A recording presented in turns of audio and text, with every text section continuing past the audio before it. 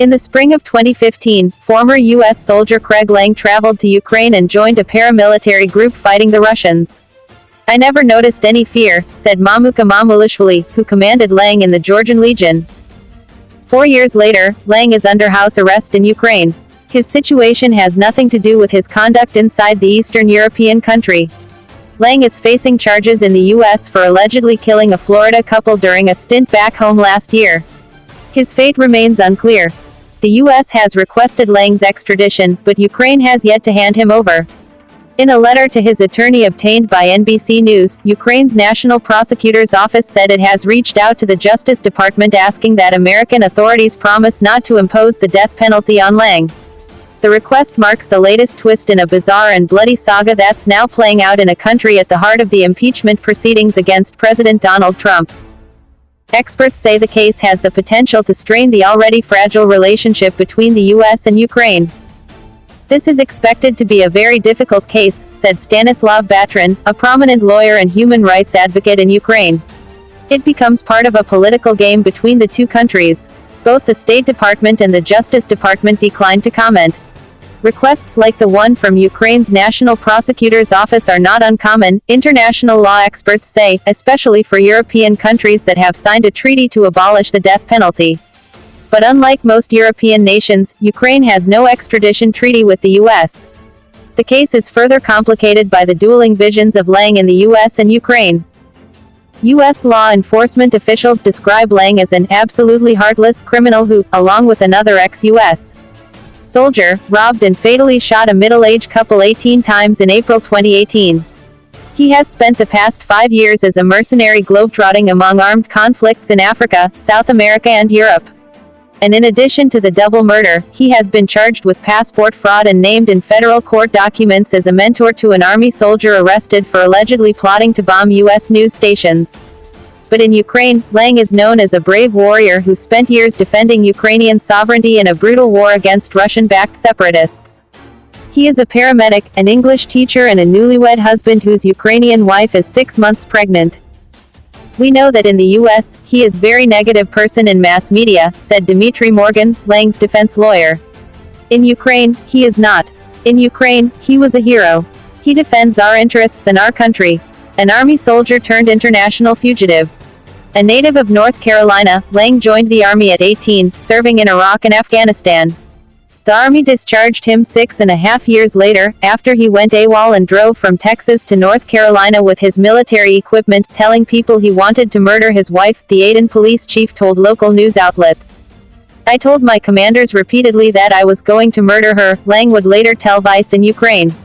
"The mother thought I was bluffing." The following spring, he flew to Ukraine to join a paramilitary militia called the Right Sector, according to his testimony in Ukrainian court. He's not the only U.S. citizen drawn to Ukraine's war. Ultranationalist battalions like the Right Sector have become a destination for other former American soldiers with far-right political leanings. In Ukraine, Lang would link up with Alex Zwiefelhofer, then a 19-year-old from Wisconsin who had deserted the U.S. Army to become a foreign fighter, first in France and then in Ukraine.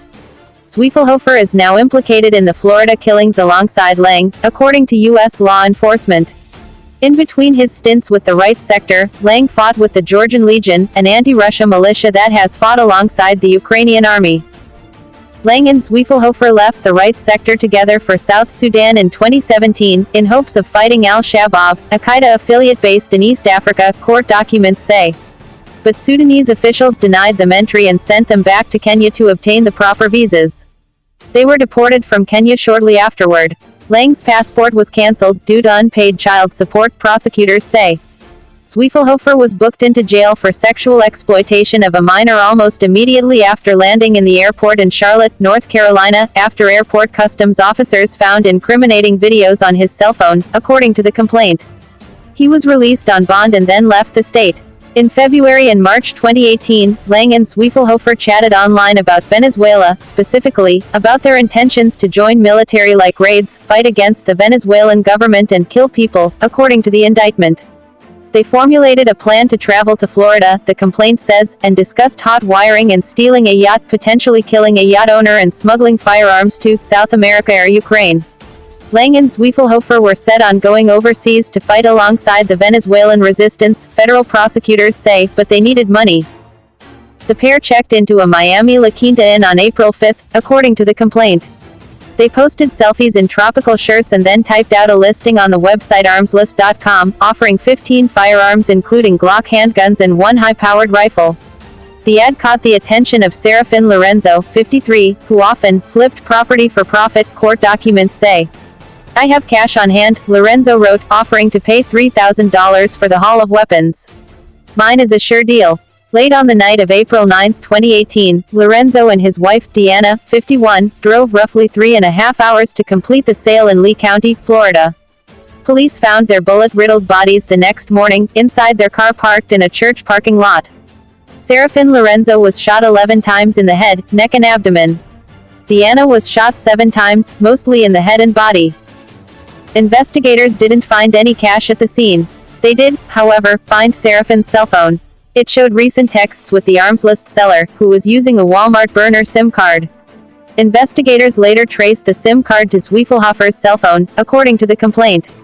A search of Zwiefelhofer's Google and Facebook histories showed he was traveling with Lang in Miami, court documents say. During that time, he searched phrases like classified Miami handguns, hotwire boat ignition switch, and how to smuggle myself to South America.